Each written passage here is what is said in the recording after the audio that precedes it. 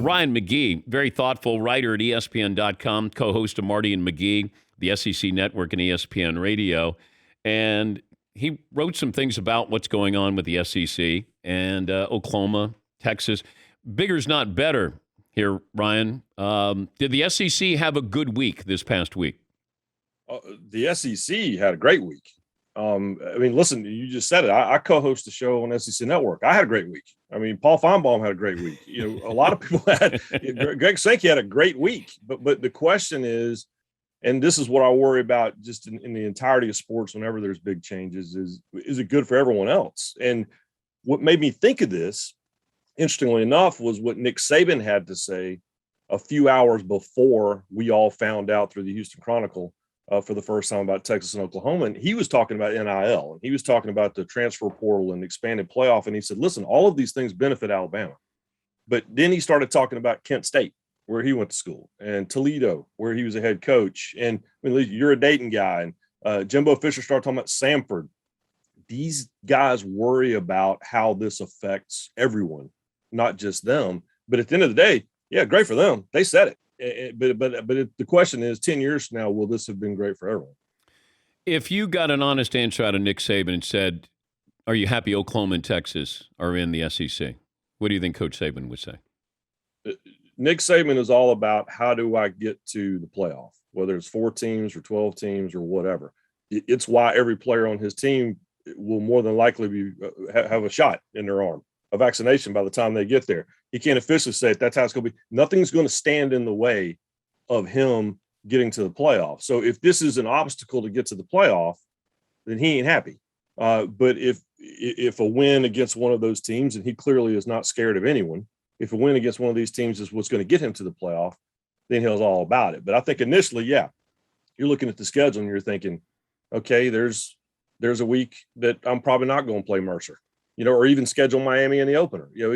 This is a week when I've got one of these two. So I think in the short term, he will tell you he's happy, but he's probably already trying to do the math. Like, what does this mean for me getting to January? All right, so what's the big picture? What's the end game here for college football? Because I look at Greg Sankey as Roger Goodell and ESPN. So those two go hand in hand.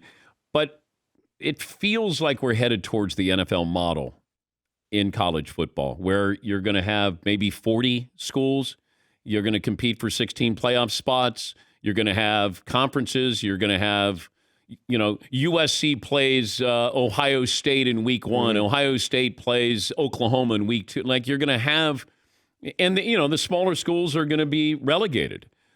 If you know your history, then you know that, right across the street from where the NCAA headquarters used to be in Kansas City is the quaint little building where the NAIA lives. Well, they used to run everything. And then one day, the big schools decided to go do something else. And we've all talked about forever, at what point do the Power Five or whoever the powers that be go do their own thing? Because, that basketball money was still sitting over there in Indianapolis. And, they were running the college football playoff by themselves.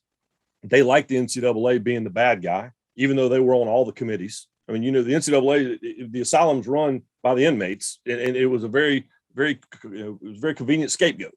Well, now the question is, what are they going to do going forward? And I think you're right. I think it's either this NFL model, which I hate, by the way.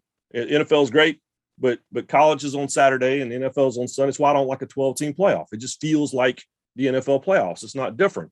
But going forward, it's either going to be what you're talking about, or it's going to be what we've all predicted for a long time, which are 16-team super conferences. Now, whether that's a Power 5 or a Power 4, I don't know. Roy Kramer, the man who created all of this, told me in 2011, he said 14 is not the number. 16 is the number. He said once you hit 16, that's the right number of teams. More than that's too many. Fewer than that's too few. That was 10 years ago. And, as per usual, Roy Kramer seems to be right. What happens with the Big Ten? You're Mr. Big Ten, as Paul Feinbaum always tells me, right? Very quiet, right? Yep. And what have we learned about all of this? And what did we learn in 2011? What did we learn in 1992? The people who aren't saying anything are 100% up to something.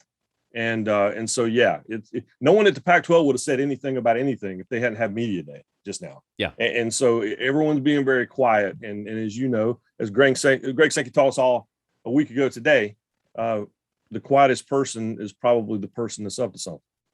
What about Notre Dame? You know, Dan, to me, it all comes down to money. I mean, NBC has been writing a check to them for 30 years, and it's been great. The question has always been when the money gets bigger in the conferences, and you can't ignore it. I mean, the ACC, and I was at the ACC championship game, and all those Notre Dame people they're having a pretty good time to me. You know, obviously they lost to Clemson. We all predicted that, but the experience looked great. And Coach Kelly was telling me, this is great, and we're having a great time. And it was a tryout. And per the contract, they can't go anywhere until they talk to the ACC first. That's what John Swofford wrote in that amazing contract with Notre Dame. But at the end of the day, follow the money. And if they can make as much money with their Saturday afternoons, Saturday nights on NBC, they're going to stay with that. But if the money is bigger in a conference and the payout is bigger in a conference somewhere, so it's the reason Texas and Oklahoma are doing what they're doing. So wherever the checks are bigger, they'll all end up, no matter what to tell you. We're talking to Ryan McGee, ESPN.com senior writer, co-host of Marty and McGee on SEC Network and ESPN Radio. We got Dale Jr. on coming up, final hour. My man. And I thought he would be interesting to talk about with just that mental pressure. You know, what happened with Simone Biles, and I know it's a completely different sport, but, getting in that car, the pressure he had, he wasn't winning. He inherited his dad's fan base. He got in a car the following week after Senior died at Daytona. So I was just kind of curious his mindset, and you've known Junior a long time.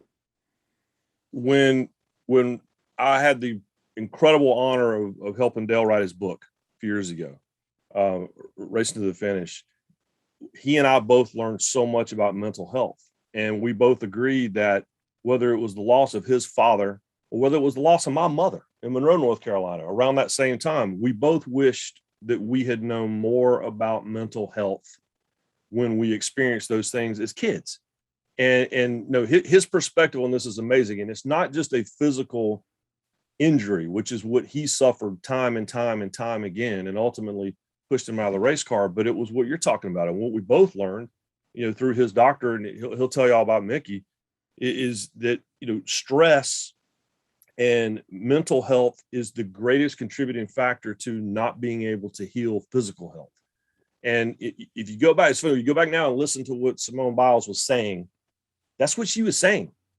Are you putting yourself in a position to injure yourself physically, perhaps forever, because you weren't in the right mental mindset? And ultimately, that's the decision that Dale Jr. had to make about his career. So, yeah, I'll be watching and listening because and then I'm going to call him after and talk to him about it. Hey, I hope you're doing well. And I'm good. Yeah, tell Marty. Hey, speaking of mental health, you remember that time in the mid-'90s on SportsCenter, and this PA turned in a shot sheet, and the handwriting was so atrocious that it created like a week of firestorm controversy on campus. Remember that on SportsCenter? Yeah, that was me. Yeah.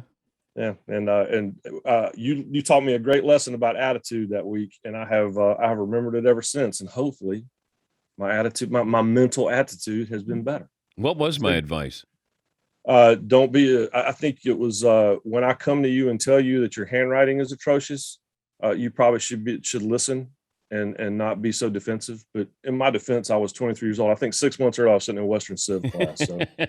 But yeah, I go to Keith. I'm driving Keith to work, and I go, "Man, Dan's really mad at me." He goes, "Yes, you should listen to what he says," and I did. So thank you for that. It worked out. Well, college grad, you thought you knew everything at ESPN. I did. No, and I have a 16-year-old daughter now, so she knows everything. And I apply my Dan Patrick lesson to my life here at the house all the time. So wait a minute. So you had to pick up Keith from his house, and because I drove him to work 2 or 3 days a week. Yeah.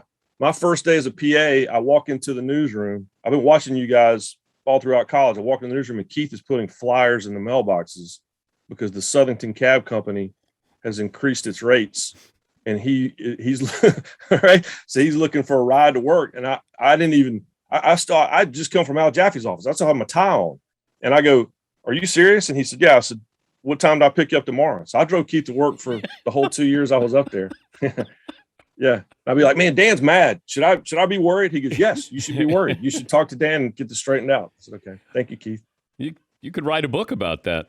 Yeah. Y'all wrote a book. Yeah. And maybe Marty and I'll write a book one day. I'll write a chapter about driving Keith to work and the time Dan Patrick had a seminar to talk about my handwriting. But it did make us better at SportsCenter because of your handwriting and your shot sheet. Because that's it. Yeah. Like we were doing live highlights, and it's chaos. When I tell people we didn't even get to see what you were writing, I'd get it on the air live. Yeah. Oh yeah. And then I'd have to kind of figure out your hieroglyphics. No, I knew it. So I'm literally running down the hallway, and you run 20 steps, put the paper on the wall, and write a shot. Run 20 steps, and I run in there and slide it in there. And I knew. I literally slid it in there like this. Like this. He can't read Gary Trent's name. What am I doing here? And thankfully you were good at it. So thank you for that. Yeah, and then I would take Keith to the dry cleaner and the TCBY. Great to talk to you, Ryan. Thank you, buddy. Yeah, thank you, Dan. All right. ESPN.com senior writer, co-host of Marty and McGee on SEC Network, ESPN Radio.